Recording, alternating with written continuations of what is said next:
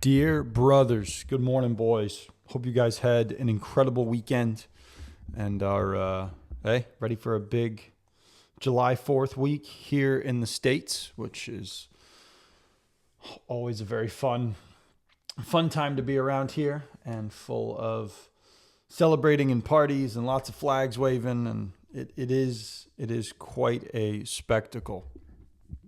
However, this morning we're going to talk a little bit about, as a matter of fact, something I want to bring up now that I'm thinking about it.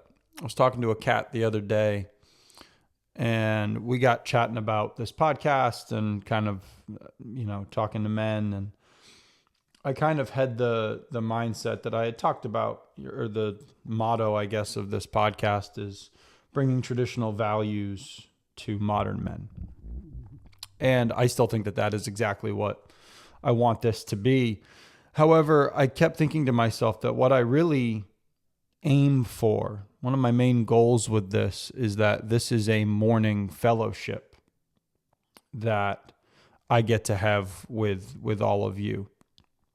And I mean fellowship in the sense of a group of men coming together to grow. And I know that there's no back and forth between me and you guys, with the exception of you just listening to what I'm saying right now.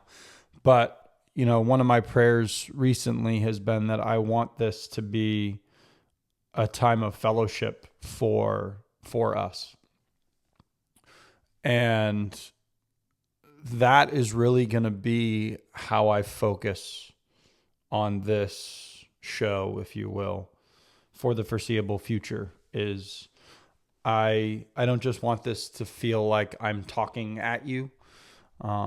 As I've said before, I get more out of this podcast than probably anybody, just because of the reflection and time it takes to think through stuff and reading through texts and praying about what I should say. And so I think that I want this to be a time of fellowship for you, the listener, who are going through this or listening to this in the morning or whenever you have a chance to do it. And so I really want, my prayer anyways, is that every time you guys open this up, it's an opportunity for you to fellowship with not just me, but the other men that are listening to this. And I think that although we may not be interacting, although some of you certainly interact with me outside of listening to this, when all of us are kind of pushing in that same direction of trying to be better men, that is fellowship of a sort. And so that is really what I want this to be as we keep progressing forward, is not just some men's show that you listen to that gives you some advice, but it's literally a place where all kinds of men are coming together to grow themselves and improve their lives. And in that fellowship, we can actually make beautiful changes in the world. So I know that was a little aside here, but that actually leads me into what I want to talk about today. So many of you may know that I love to read about the Spartans, Spartan culture. Probably my favorite book of all time is called Gates of Fire by Stephen Pressfield, which is about the 300 Spartans at Thermopylae. But there is a story that is told on the last day of battle, the last morning of battle at Thermopylae, where the Spartans are going to face the Persians and Xerxes, and they are walking, from the beginning they were walking into defeat. But this is most certainly the last morning that they are going to fight. And one of the Spartan leaders, his name is Dianakes, and he gives them a little speech before they go out there that day. And oftentimes when we think of, speeches that leaders give before they go out into battle or you go out into your sport, it's all about patriotism and honor and your family, and you're doing this for them and for your country, for your community, for your heritage, etc. And Dianakes basically throws all that into the fire and says that you need to fight alone for the man that is on your right and left, the man who stands at your shoulder. And he is everything. Everything is contained within him, is the way that Pressfield puts it. And so he uses this phrase, and we're going to kind of dive into it after this, but Pressfield says, "The soldier's prayer today on the eve of battle remains not, 'Lord, spare me,' but 'Lord, let me not prove unworthy of my brothers.'" And that, gentlemen, is the definition of the kind of fellowship and why we fellowship as men together. I like to think to myself that as we go out into the world, we go into business, we're dealing with our families and what have you, it is easy for us to be overcome by fear. And so one of the ways that we conquer that, in the absence of certainly praying against it, but it is also remembering that we have a group of brothers, we have a brotherhood of men who we are going out there so that we may prove worthy of them, worthy of ourselves being at their side. Am I worthy of the brother on my right and left? And did I put my best foot forward so that I can honor all of our duty to do something bigger than ourselves? And I think that that's where we've gotten a little screwed up in society today, is that those relationships are not being fostered. And so what I mean by that is we have this world where men are bereft of good friends. I've done plenty of shows on this at this point. But we don't have enough brothers in our life that hold us accountable, that keep our feet to the fire, that push us, that guide us, that mentor us, that will listen. We just don't, men aren't developing those relationships. And I think as that has progressed across the last, we'll call it 30, 40, 50 years, what you have found is a large lack of that honor that exists, that duty that exists, because we don't have a man to our right and left that we are willing to go to war with.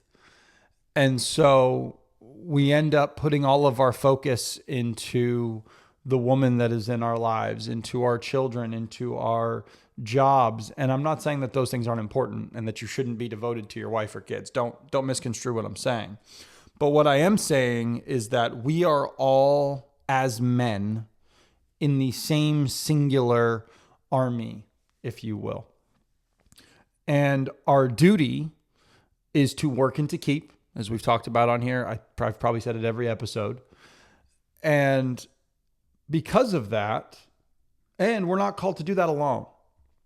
All men are called to work and to keep. That means that we all share the same duty. That means that I am called to do something that the brother on my right and the brother on my left is called to do. And so when you go forward into life, sometimes it can be a little overwhelming to think about, oh, if I screw this up, like my family's going to be in trouble if I screw this up.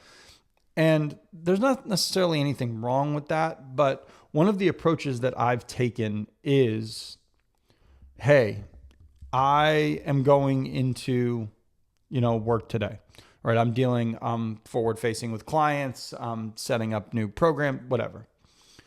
And I kind of have the thought to myself, if I don't do this dutifully, if I don't put my best foot forward, if I'm not trying to be the best version of myself, I'm hurting the person on my right. It's no different than when you would have groups of soldiers that are walking forward and they're shield to shield, and my shield protects the man on my right and their shield protects the man on their right. And so when I falter, naturally our line of soldiers starts to fail. And that puts the person on my right in danger and the person on my left in danger. And I look at that, if we want to look at it in a more, let's say, spiritual role, if you will, or a life role, is that if I as a man am failing the brother on my right, then our duty to society is being hindered. Our job to work and to keep, to protect our women and children, to provide, to lead, is affected when I am not holding up my part of our line. And so today, I want you guys to really think about that as you're doing things. I think of myself this way. I've tried to make this a bigger part of the recent area of my life, is that when I am working and I find myself tired, fatigued, what have you, I don't think to myself, oh, I'm not going to make as much money today, or I'm not going to be able to provide for my family as much today, or whatever the thing is. I go, no, I'm not honoring my other brothers who are in the throes of fighting right now. I am not giving my other brothers my best effort right now. And in doing so, I'm dishonoring our calling. I'm dishonoring our duty. And so, gents, as you go forth today, as you go forward generally, I want you guys to think about those words from Diana Keys, where it's not about the family and the world and the money you make. It's, can I do my duty so that I can be worthy of the man that is on my right? And when we all do that, unmistakably, the world gets better. There's no two ways about it. The world improves when men go shoulder to shoulder and they are all equally fighting. There's going to be times where one of you fades or one of you starts to falter, and that's where the brother on your right picks you up. However, in order for you to be picked up, you have got to be at the front lines. You have got to be a man that is progressing, that is working hard, that is becoming worthy of the man on his right and left. All of us have that same God-given duty to contribute. And so what I want to know is that in the end, when you get to the pearly gates and they're looking at your life, you go, you know what? I fought diligently next to the other men in this world. And I have faltered at times. I screwed up at times. But at the end of the day, I always focused on proving worthy of those men. I want us to sit on that, gentlemen, and I want us to focus on that. And I want this show to be a place where we can fellowship about that. And that is my prayer for all of you today and moving forward. So, God bless. Be strong. I love all of you. Let's get after it today, baby. Big week. Happy July 4th week. We'll see you, boys.